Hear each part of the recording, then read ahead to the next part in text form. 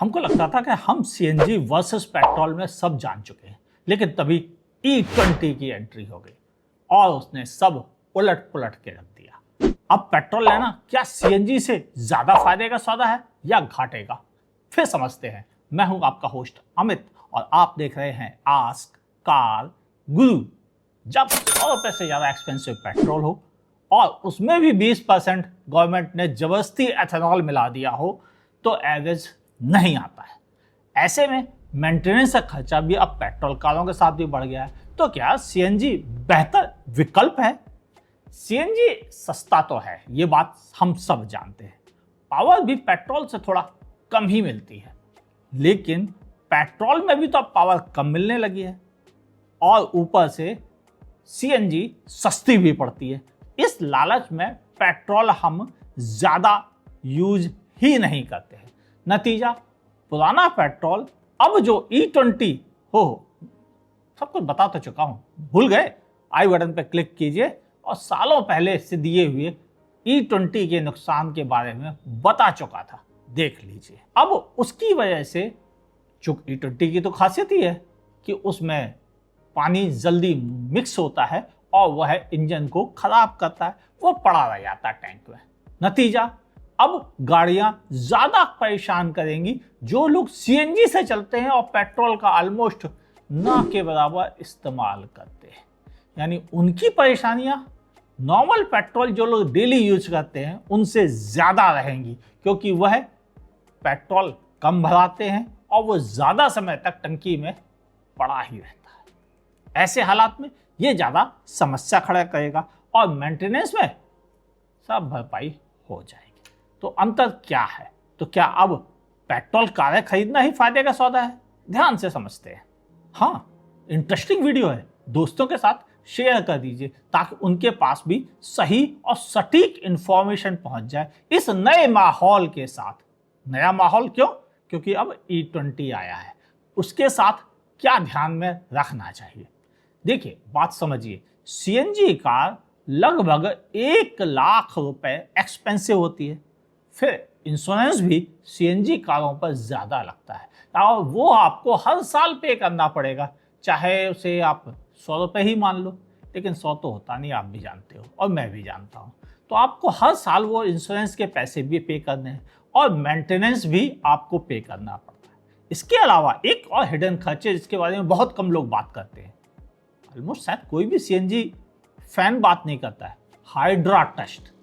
जी हाँ, हर CNG cylinder का 3 साल बाद हाइड्रा टेस्ट कराना अनिवार्य है और उस टेस्ट में भी अच्छे पैसे खर्च होते हैं। कुछ हद तक लोगों का कहना है कि भले सरकारी फीस कम हो, लेकिन 2000 रुपए के आसपास खर्चा आता ही आता है। यानी वो भी आपको खर्च इसी में शामिल करना पड़ता है और 2 दिन के लिए गाड़ी भी हाथ से जाती है, परेशान भी होना पड़ता है। तो ये खर्चे हिडन है जिनके बारे में सीएनजी ऑनर्स या सीएनजी फैन भी बातें नहीं करते हैं, लेकिन इसके फायदे और नुकसान के बारे में ऑलरेडी इतनी बातें हो चुकी हैं, तो बार बार बताने का मुझे नहीं लगता कोई बड़ा रीजन है। बस अब आज के माहौल में जो E20 के बाद आया है इसके अनुसार बात करें। सीएनजी अब कहीं पर समझदारी लगती है। कैसे? अब डुअल सिलेंडर आ गए, टेक्नोलॉजी बदली, फिर उसके बाद अंडरबॉडी भी आ गए, यानी हमें बूट स्पेस की भी समस्या नहीं बची, ऊपर से मॉडर्न सेफ्टी फीचर्स भी आ गए। इसीलिए आपने आजकल नोटिस किया होगा कि सीएनजी कारों में रिस्क वाली, आग वाली वो न्यूज़ नहीं आती हैं। क्यों? क्योंकि अब ज़्यादा सेफ होती जा रही है और मैक्सिमम लोग फैक्ट्री फिटेड सीएनजी खरीद रहे हैं जो पहले आज से 10 साल पहले नहीं खरीदते थे। यानी सीएनजी फैक्ट्री फिटेड खरीदने की वजह से सेफ्टी ज़्यादा बेहतर हुई है और ये एक अब ज़्यादा समझदारी की डील लगता है और रिस्क भी कम हो गए। एक और समस्या थी, वो समस्या ये थी कि अभी तक सीएनजी पंप पर लाइन लगती थी। क्यों? क्योंकि इंडिया में केवल 7700 सीएनजी पंप है, मगर सरकार ने अभी एश्योरेंस दिया है कि वह 2030 तक 10,000 सीएनजी पंप करना चाहती है। यानी 33% और बढ़ जाएंगे अगले 5 सालों में। यानी सीएनजी की रिक्वायरमेंट को लेकर परेशानियां कुछ कम होंगी, लेकिन ये परेशानियां उन्हीं शहरों में कम होंगी जहां पर 1 या 2 पंप ही हैं। क्योंकि उन्हीं शहरों में बढ़ने का स्कोप ज़्यादा है। अब सीधा सवाल और इसका सीधा जवाब, सीएनजी ले या पेट्रोल? मैंने कहा था ना, इंपॉर्टेंट है, ध्यान से सुनिए, क्योंकि यहीं पर सारी बातें क्लियर हो जाती है। 1 लाख रुपए सीएनजी के लिए आप एक्स्ट्रा देते हैं, फिर ऊपर से देते हैं लगभग 50,000 रुपए इंश्योरेंस और मेंटेनेंस और छोटे छोटे हिडन खर्चों पे। अगले 5 साल में इतना खर्च हो ही जाता है, और फिर थोड़ा सर्विस सेंटर पे भी ज़्यादा खर्च होता है। ज़्यादा सीएनजी यूज करने की वजह से जल्दी जल्दी कुछ पार्ट्स ज़्यादा क्लीन कराने पड़ते हैं, चाहे वह थ्रॉटल बॉडी ही क्यों ना हो। यानी यहाँ पर भी आपके खर्चे बढ़ते हैं। टोटल कहा जाए तो लगभग 1.5 लाख रुपए तो खर्च आना ही आना है।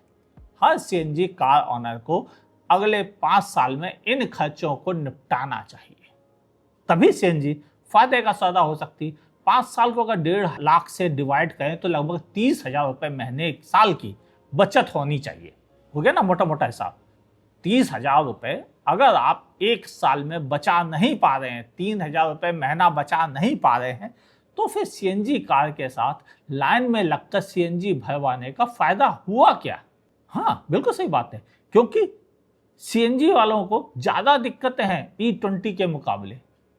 फिर मेरे हिसाब से अगर आपको अब 1800 किलोमीटर से कम चलना पड़ता है तो शायद आप ये पैसे रिकवर आसानी से नहीं कर पाएंगे। फिर आपके लिए पेट्रोल ही फायदे का सौदा है। लेकिन पेट्रोल में एवरेज भी तो कम हो रहा है। अरे तो उसका इलाज कारगुरु ने आपको पहले ही दिया है, क्योंकि कारगुरु को पहले से पता था। सरकार तो सुनने वाली नहीं, क्योंकि वो इसलिए कम से कम आपका नुकसान कम हो, इसलिए उन्होंने एक वीडियो दिया था जिसमें बताया था कि E20 आने के बाद भी अगर आपको एवरेज निकालना ही है तो ये तरीके अपना लीजिए, थोड़ी बचत कर पाएंगे, वरना तो सरकार ने तैयारी पूरी कर रखी है। ऐसे हालात में आपके लिए यही फायदे का सौदा बचता है। तो फिर अगर आपको कम चलना है तो पेट्रोल पे जाइए, 1800 किलोमीटर से ज़्यादा चलना है तो आप सीएनजी कंसीडर कर सकते हैं। लेकिन एक विकल्प और भी है जिसका नाम है इलेक्ट्रिक। वहाँ ऐसे झंझट काफ़ी कम हो गए हैं और इंडिया में अब तक 31,000 पब्लिक चार्जिंग सिस्टम्स लग चुके हैं। भले उसमें 20-25% खराब पड़ जाते हो, लेकिन फिर भी उनके नंबर सीएनजी से तो कई गुना ज़्यादा है। तो ऐसे हालात में क्या उनके बारे में सोचना चाहिए? अगर आप कहोगे तो एक वीडियो उस पर भी दे दूंगा।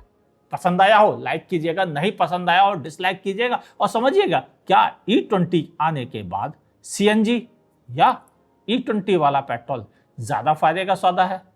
पेट्रोल तो नहीं है, ये तो हमें पता है, लेकिन सीएनजी भी नहीं है। अब दिमाग लगाना जरूरी है। तो ये वीडियो दोस्तों के साथ शेयर कर दीजिए। पसंद आया हो लाइक कीजिए, नहीं पसंद आया डिसलाइक कीजिए। और ऐसे ही बेहतरीन वीडियो देखने के लिए फेसबुक पर कारगुरु को लाइक और फॉलो कीजिए, जो आप अक्सर नहीं करते। मेरे फेस पे जाइए, क्लिक कीजिए, फॉलो का बटन दिखता है, दबा दीजिए, और हमेशा के लिए निश्चिंत हो जाइए। फालतू ऊट पटांग जो आपको सजेशन आते हैं उसकी जगह कारगुरु के काम वाले, नॉलेज वाले वीडियो आएंगे। और यूट्यूब पे देख रहे हैं तो सब्सक्राइब कीजिए, नोटिफिकेशन ऑन कीजिए और देखते रहिए आजकल।